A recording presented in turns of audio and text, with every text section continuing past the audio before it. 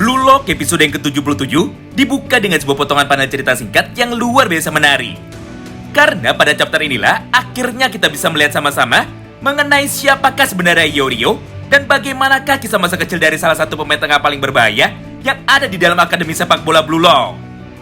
Mengingat Hiyori adalah salah satu pemain kunci yang mampu membantu Isagi Oichi untuk dapat menemukan gaya permainannya yang sesungguhnya. Bahkan, andai saja Hiyori tidak pernah memberitahu Isagi tentang bagaimana caranya supaya Isagi bisa menjadi jauh lebih kuat, maka belum tentu Isagi mampu mengembangkan kemampuan metafisiknya ke level yang jauh lebih tinggi lagi. Selain itu, pada satu chapter yang sama ini, kita pun juga akan diperlihatkan mengenai hubungan kisah masa lalu antara Karasuta Bito dan juga Hiyori. Jadi bagi kalian yang penasaran, kalian bisa simak terus ya video ini sampai habis. Blue Lock episode yang ke-77 berjudul Ekspektasi. Atau jika kita terjemahkan menggunakan bahasa yang lebih sederhana, artinya adalah harapan. Judul ini merupakan sebuah gambaran keadaan mengenai apa yang sebenarnya dirasakan oleh Hiyori ketika dirinya masih kecil sampai dengan saat ini. Sederhananya begini, Hiyori lahir dan tumbuh besar di dalam keluarga yang sangat problematik, di mana ayahnya adalah seorang atlet bela diri judo nomor 2 di seluruh Jepang. Sedangkan ibunya adalah seorang atlet lompat tinggi nomor 2 di seluruh Jepang juga. Nah, karena ayah dan ibunya tidak pernah bisa menjadi juara nomor 1 di dalam semua perjalanan karirnya, akhirnya Hiyori pun terlahir dengan sebuah harapan besar dari kedua orang tuanya, yaitu mereka berniat untuk menjadikan Hiyori sebagai atlet nomor 1 di seluruh Jepang, supaya bisa menggapai semua cita-cita dari kedua orang tuanya yang tidak pernah bisa terwujud. Oleh karena itu, demi mencapai hal tersebut, sejak Hiyori kecil, orang tuanya pun selalu membagi tugas mereka untuk mendidik dan juga membesarkan Hiyori. Di satu sisi, ibu dari Hiyori bertugas untuk mengatur jumlah nutrisi dan juga pola makanan yang masuk ke dalam tubuh Hiyori. Sedangkan di sisi lain, ayah dari Hiyori bertugas untuk mengajari dirinya semua teknik dan juga taktik di dalam sepak bola berdasarkan tren terbaru yang ada di seluruh dunia. Intinya, bagi kedua orang tuanya, Hiyori hanyalah sebuah objek yang bisa diatur sesuka hati. Karena faktanya begitulah Hiyori diperlakukan di dalam keluarga mereka. Pada awalnya, Hiyori pun sama sekali tidak peduli dan malah merasa bahagia. Karena dengan menuruti semua permintaan dan juga arahan dari kedua orang tuanya, maka hal itu pun bisa membuat mereka bahagia juga. Namun suatu hari, sebuah tragedi besar terjadi di dalam keluarga mereka. Di mana pada momen ini, Hiyori yang kebetulan terbangun dari tidurnya, tiba-tiba saja mendengar suara teriakan yang sangat keras dari lantai 2 rumah mereka. Nah, karena dirinya merasa penasaran, akhirnya Hiyori pun langsung pergi menuju ke lantai 2 untuk mengecek apa yang sebenarnya sedang terjadi pada momen itu. Singkat cerita, ternyata pada momen ini kedua orang tua dari Hiyori sedang terlibat sebuah pertengkaran. Karena hasil yang diraih oleh Hiyori akhir-akhir ini tidak sesuai dengan harapan mereka. Akibatnya mereka pun dengan serempak langsung berkata bahwa jika Hiyori tidak bisa menjadi pemain sepak bola nomor 1 di seluruh Jepang, maka ayah dan ibunya secara otomatis akan bercerai. Mendengar semua hal itu, Hiyori pun seketika sangat terkejut. Hingga pada akhirnya tubuhnya pun mulai kehilangan keseimbangan dan dia pun langsung jatuh dari tangga lantai 2 rumahnya. Alhasil kaki dari Hiyori pun menjadi sobek dan juga terluka parah karena terbentur bagian sudut dari tangga itu dengan sangat kencang sekali. Meskipun pada panel berikutnya, kedua orang tuanya langsung datang menghampiri Hiyori dengan cepat, namun ternyata yang dipikirkan oleh ayah dan ibunya hanyalah mengenai kondisi fisik dari Hiyori saja, bukan kondisi mentalnya. Yang artinya kedua orang tuanya hanya melihat Hiyori sebagai aset saja, hingga melupakan bagaimana perasaan Hiyori yang sesungguhnya setelah mendengar kedua orang tuanya bertengkar. Bahkan pada momen yang sama ini, Hiyori pun sebenarnya sempat memastikan mengenai perasaannya itu dengan bertanya seperti ini kepada mereka. Ayah, ibu, apakah kalian akan bercerai jika aku tidak bisa menjadi pemain sepak bola yang hebat? Tapi sayangnya tidak ada satupun dari mereka yang menjawabnya. Karena nyatanya mereka hanya sibuk mengecek kondisi seluruh tubuh dari Hiyori saja demi memastikan apakah tidak ada luka fatal lain yang tersembunyi. Nah, mulai dari sanalah akhirnya Hiyori memutuskan untuk tetap terus bermain bola demi menjaga hubungan ayah dan ibunya supaya mereka tidak bercerai. Setelah beberapa tahun berlalu, atau tepatnya setelah Hiyori sudah duduk di bangku sekolah menengah pertama, dia pun akhirnya dipertemukan dengan salah satu pemain sepak bola terbaik yang ada di dalam Akademi Blue Lock. Siapa lagi kalau bukan Karasuta Bito.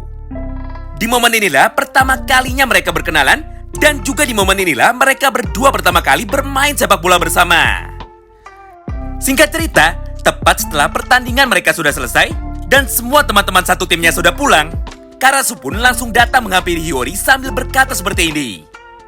"Hiyori, permainanmu sungguh luar biasa mengesankan. Oh iya, aku lupa memperkenalkan diri. Namaku adalah Karasu Tabito, dan aku adalah seniormu 1 tahun di dalam klub sepak bola Bambia Osaka."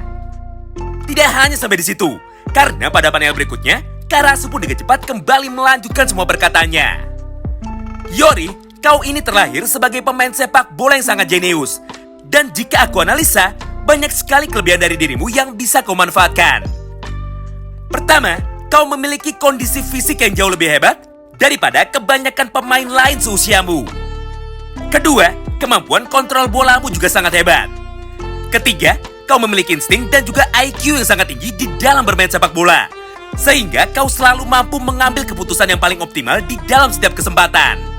Dan yang keempat, tendangan kaki kirimu sangat seksi. Namun sayangnya, terlepas semua kelebihan yang kau miliki, nyatanya di dalam pertandingan yang telah kita lakukan sebelumnya, aku tidak bisa melihatmu merasa senang ketika dirimu bermain bola. Hal itulah yang membuatmu terlihat seperti pemain yang biasa-biasa saja di mata orang lain. Jadi coba katakan kepadaku, apakah sebenarnya kau ini tidak suka dan juga tidak bahagia ketika bermain sepak bola?" Mendengar semua pertanyaan dan juga pernyataan dari Karasu Tabito, Hiyori pun seketika nampak terkejut. Sampai pada panel berikutnya, dia pun mulai berkata kepada Karasu, "Wow, hebat sekali. Semua yang kau katakan barusan benar. Tapi kenapa kau bisa tahu sampai sedetail itu?" Namun belum sempat Karasu menjawabnya, di saat yang bersamaan itu, Hiyori pun kembali melanjutkan semua perkataannya. "Karasu, apakah di dalam hidupmu kau pernah merasakan tertekan karena harapan yang dipaksakan dari orang lain yang ada di sekitarmu? Itulah yang saat ini sedang terjadi kepada diriku, di mana kedua orang tuaku terus memaksaku untuk tetap bermain sepak bola dengan sebuah harapan besar, yaitu supaya aku bisa menjadi striker nomor 1 di seluruh Jepang. Hal tersebutlah yang pada akhirnya membuatku sangat benci dengan sepak bola." Mendengar jawaban dari Hiyori, Karasu pun dengan cepat langsung meresponnya. "Haha, sungguh sangat membosankan. Untuk apa kau sibuk memikirkan harapan dari orang lain kepada dirimu? Karena sejatinya hanya kau sendirilah yang tahu tentang apa yang terbaik bagi dirimu dan juga kau sukai, bukan orang lain. Jadi percayalah kepada dirimu sendiri, jangan dengarkan apa kata orang lain, dan temukan sesuatu hal yang bisa membuatmu bersemangat ketika dirimu sedang bermain bola. Namun jika kau tidak memulai menanamkan pemikiran itu dari sekarang, maka sampai kapanpun kau hanya akan terus bergerak di dalam lingkaran, tanpa bisa berkembang sedikit pun menjadi lebih kuat lagi." Nah, tepat pada momen selanjutnya, Karasu pun dengan cepat langsung pergi meninggalkan Hiyori sendirian. Dan mulai saat itulah Karasu terus menunggu Hiyori, sampai pada akhirnya Hiyori mampu tersenyum dan bahagia ketika dirinya bermain bola. Semua hal itu pun terus berlangsung selama beberapa tahun. Mulai dari Hiyori kelas 1 SMP, sampai dengan Hiyori saat ini sudah kelas 2 SMA. Di mana setiap hari dan juga setiap waktu, Hiyori pun terus berusaha untuk mencari jawaban dari pertanyaan Karasu mengenai apa alasan yang bisa dia pakai supaya dia bisa mencintai sepak bola. Namun tidak peduli seberapa keras Hiyori terus berpikir, nyatanya dia tetap tidak dapat menikmati sepak bola sama seperti apa yang pernah diucapkan oleh Karasu Tabito.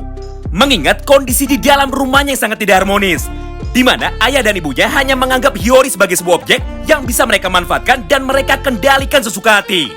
Mengenai masa depan seperti apa yang harus dijalani oleh Hiyori tanpa memberikan pilihan sama sekali. Hingga semua rasa bosan dan juga rasa bencinya terhadap sepak bola perlahan-lahan mulai menghilang. Tepat ketika Hiyori berhasil bertemu dengan Isagi dan juga bermain bola bersamanya. Di mana hampir pada setiap pertandingan, semangat dari Hiyori selalu terbakar ketika dirinya melihat Isagi bertanding. Nah, menariknya, selain semua potongan cerita singkat dari Hiyori dan juga Karasu Tabito, ternyata pada penghujung episode ini, kita pun juga akan diperlihatkan mengenai sebuah momen interaksi singkat antara dua orang pemain paling dominan yang ada di dalam tim Manchester City. Siapa lagi kalau bukan Seishiro Nagi dan juga Mikage Reo. Singkat cerita, setelah beberapa hari berlalu, semenjak pertandingan antara tim Bayern Munchen melawan Manchester City sudah selesai, Reo dan Nagi pun akhirnya kini sudah berbaikan dan mereka pun sudah tinggal pada satu ruangan yang sama lagi. Di mana pada momen itu, sambil mengeringkan rambut dari Nagi, Reo pun seketika berkata, "Nagi, bagaimana rasanya bisa menjadi pemain nomor 2 di dalam kompetisi Blue Lock? Serta bagaimana rasanya ketika kau berhasil mengalahkan ranking atau peringkat dari Isagi Yoichi?" Mendengar pertanyaan tersebut, Nagi pun dengan cepat langsung meresponnya. "Entahlah Reo, aku sendiri tidak tahu. Jujur, walaupun aku berhasil meraih peringkat nomor 2, tapi sepertinya aku sama sekali tidak bisa merasa senang. Mengingat pada pertandingan sebelumnya, Isagi berhasil mengalahkan kita baik pada sisi pertahanan ataupun pada sisi penyerangan. Berdasarkan hal itu, maka sekarang aku pun tidak memiliki motivasi lagi. Dan aku pun sama sekali tidak yakin apakah pada pertandingan-pertandingan selanjutnya aku bisa mengalahkan Isagi Yoichi." Nah, di momen inilah Reo pun seketika langsung merespon dan juga menjelaskan semua perkataan dari Seiichiro Nagi. "Dengar Nagi, walaupun Isagi berhasil mengalahkan kita berdua, tapi faktanya banyak sekali pelajaran berharga yang bisa kita petik pada pertandingan kita sebelumnya.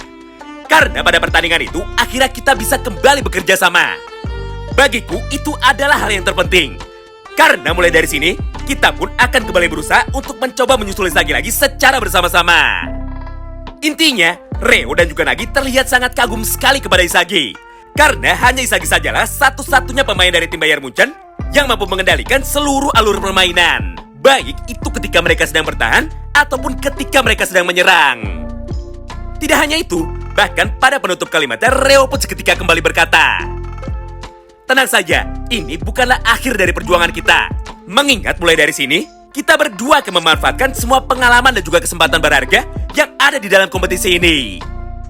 Jadi jika bagimu mengejar atau mengalahkan Isagi Yoichi saat ini terlalu sulit, maka yang harus kita lakukan hanyalah merubah tujuanmu saja menjadi lebih sederhana, yaitu supaya kita berdua bisa terpilih untuk menjadi pemain inti dari tim Jepang U20. Karena panggung pertempuran kita yang sebenarnya baru akan dimulai dalam waktu 3 bulan lagi pada gelaran kompetisi Piala Dunia." Yang artinya target dari Reo dan juga Nagi saat ini bukanlah sekedar memenangkan pertandingan demi pertandingan saja, dan bukan lagi karena ingin mengalahkan Isagi Yoichi. Karena nyatanya bagi mereka berdua, permainan dari Isagi Yoichi sudah berada pada level yang berbeda walaupun dia sendirian. Nah, itulah semua potongan alur cerita singkat dari manga Kuchibiru episode yang ke-77. Terima kasih banyak yang sudah simak video ini sampai habis ya. Sampai jumpa lagi di pembahasan selanjutnya, dan salam baku hantam.